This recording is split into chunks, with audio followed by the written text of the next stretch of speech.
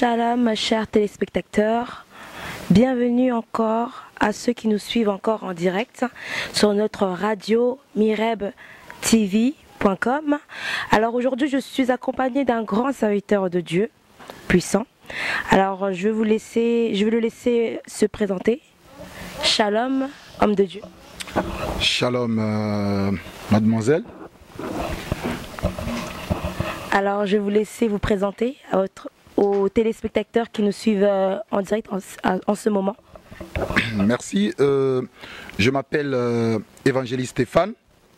Je suis un évangéliste du ministère Suzy Ministry. En fait, c'est une prophétesse australienne basée en Australie qui voyage un peu partout dans le monde et qui prêche la parole de Dieu.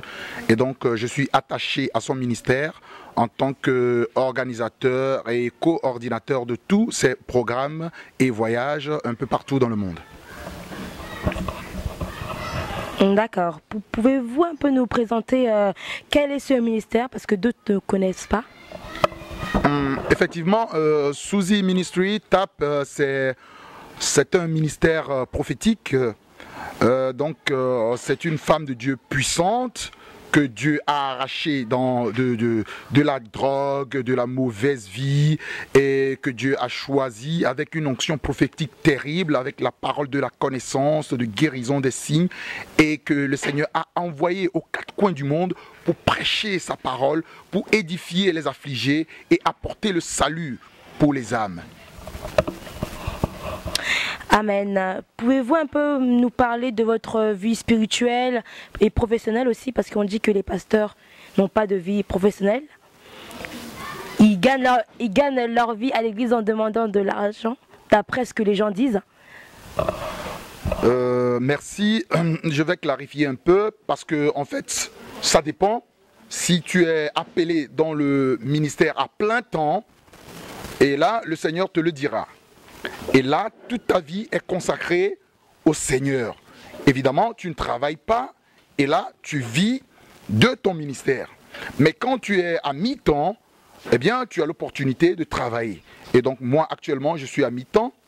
Je ne suis pas encore à plein temps. Et donc, j'ai des activités que je fais dans les bâtiments et autres. Et parallèlement à ça, je fais l'œuvre du Seigneur. Comment avez-vous rencontré Jésus? Belle question. Il faut dire que c'était un moment, j'étais encore plus jeune, autour de 18 ou 19 ans, et ma vie allait en dents de scie. La famille n'était pas stable du tout. J'étais issu d'une famille païenne, des cultes vraiment bizarres et toutes sortes de choses. Mon père était malade, la famille était vraiment en scission, et vraiment, c'est en ce moment vraiment critique de ma vie que j'ai rencontré Jésus-Christ. Donc à 18 ans. Et à quel âge du coup le ministère a commencé à s'évoluer dans votre vie? Il faut dire que mon ministère n'a pas commencé tout de suite parce que quand le Seigneur m'a sauvé, je n'étais pas tout de suite stable comme les jeunes d'ailleurs. J'ai encore trimballé un moment jusqu'à ce que je comprenne que vraiment, je dois totalement me dévouer au Seigneur, faire son œuvre. Et ça a commencé 6 ans après. 6 ans après, quand réellement je sentais que le Seigneur avait de plus en plus besoin de moi, ou j'avais de plus en plus besoin de m'attacher au Seigneur. Et là, c'est là que les choses sérieuses ont commencé dans ma vie. Et quand vous avez commencé directement évangéliste, ça s'est passé comment? On vous a consacré? Et effectivement, j'ai été consacré évangéliste. J'ai travaillé dans ce ministère évangélique longtemps avant d'être consacré évangéliste. Et donc, c'est pas tout de suite que j'ai été consacré, mais non, j'ai travaillé longtemps avant d'être consacré évangéliste. Mais vous avez un peu murmuré parce que jour d'aujourd'hui, les évangélistes, les pasteurs, ils veulent que directement, quand ils prêchent à la chair, qu'on les consacre directement, officiellement. C'est pas possible, c'est pas possible. Tu peux pas du jour au lendemain prêcher et qu'on te consacre. Non, non, non. Vous verrez dans le livre des Actes, quand Paul a fait la rencontre du Seigneur, il n'est pas été consacré tout de suite. Il n'est pas consacré tout de suite. Et quand vous lisez bien les Écritures, vous verrez que c'est autour de 3 ans, 3 et demi après qu'il a été consacré. Amen. Pendant votre parcours d'évangélisation, avez-vous subi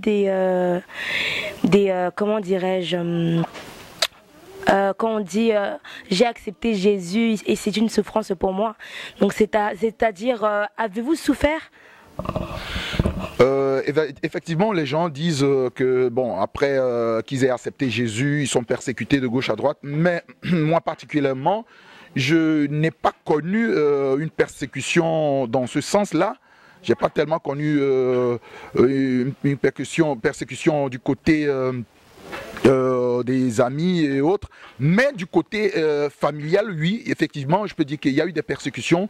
Il y a des gens qui n'étaient pas du tout d'accord que voilà, que je donne ma vie à Christ, que j'avance avec le Seigneur, et donc ça a quand même créé beaucoup de troubles dans ma vie.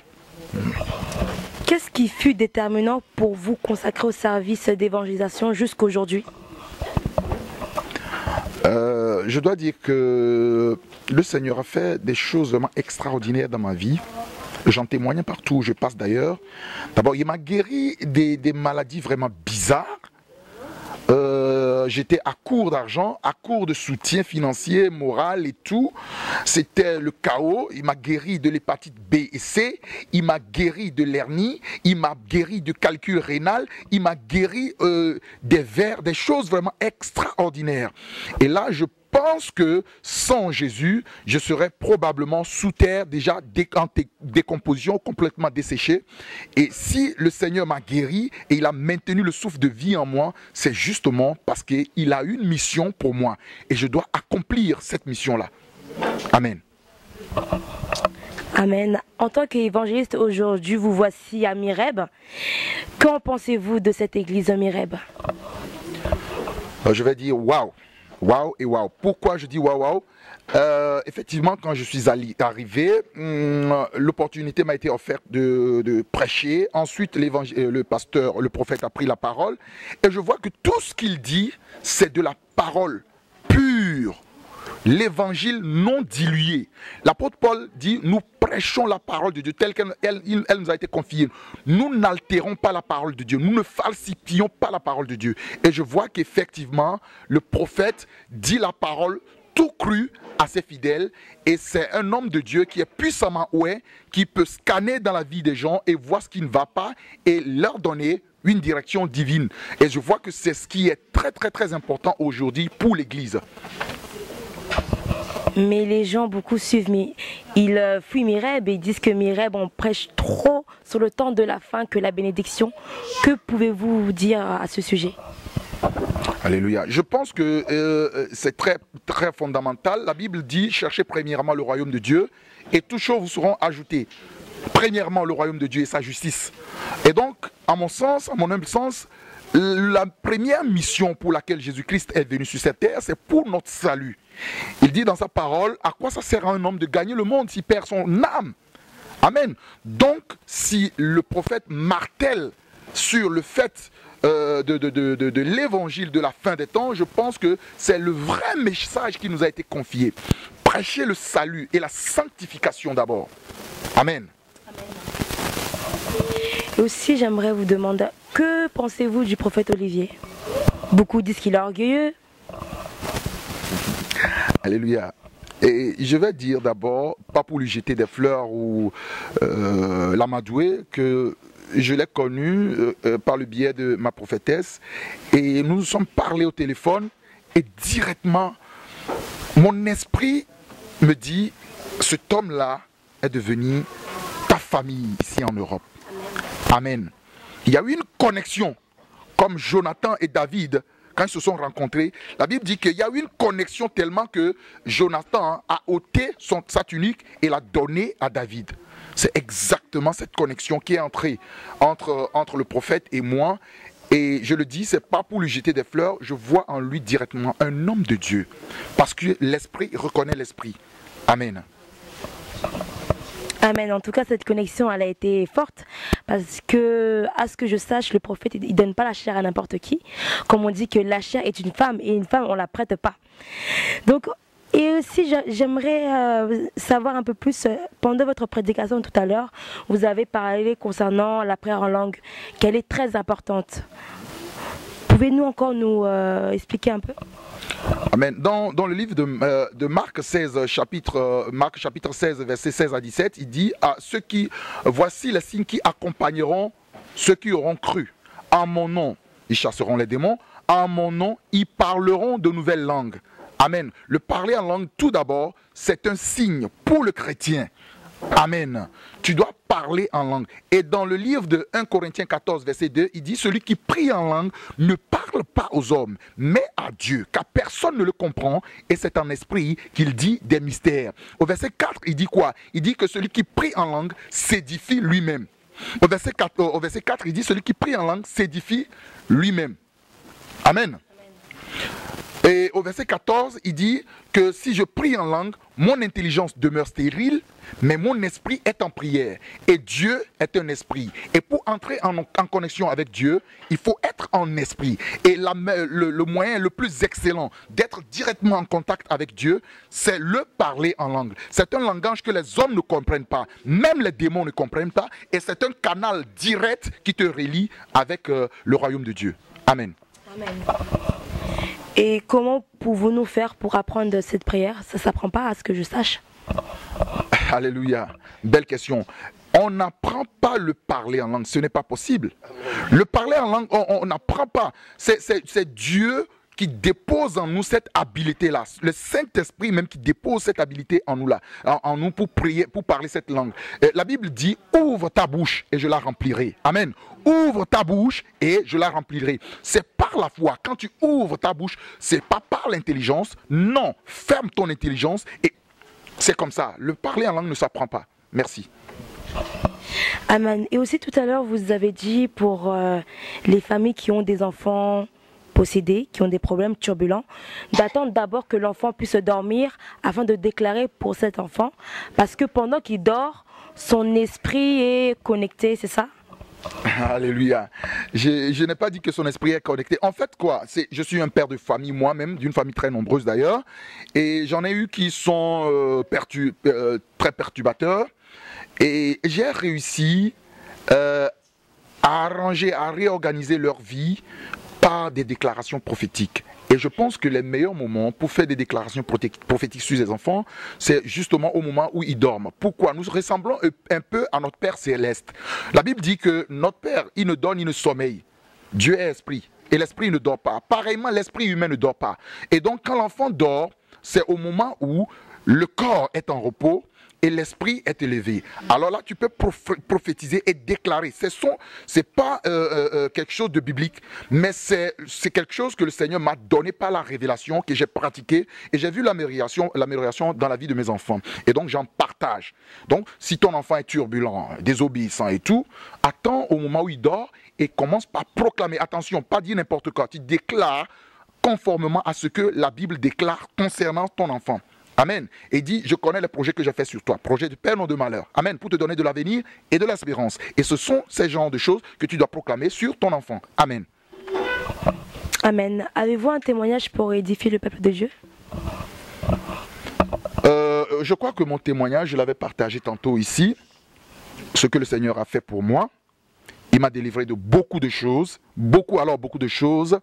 Et la parole de Dieu dit dans Proverbe 18, verset 10, il dit que le nom de l'Éternel est une tour forte.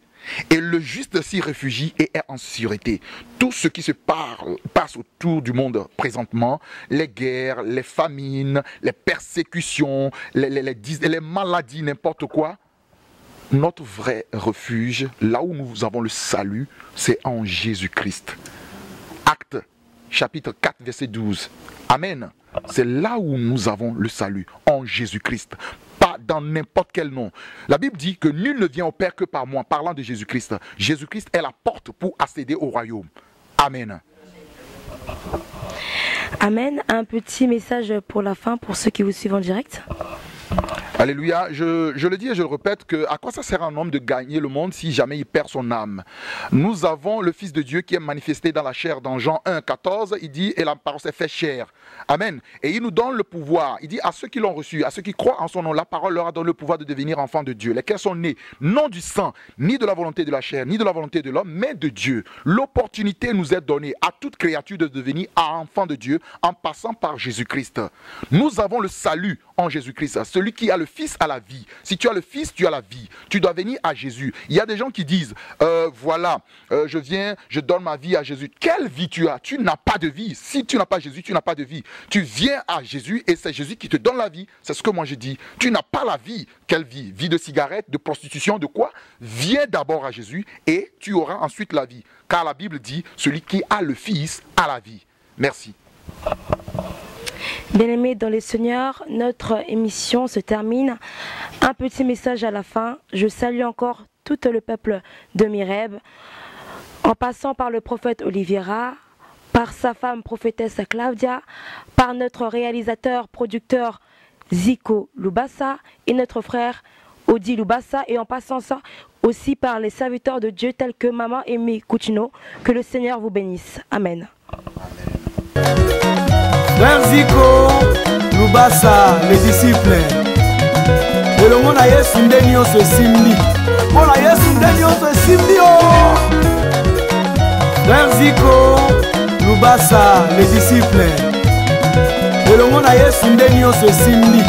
On a yesu ndenio se simbi.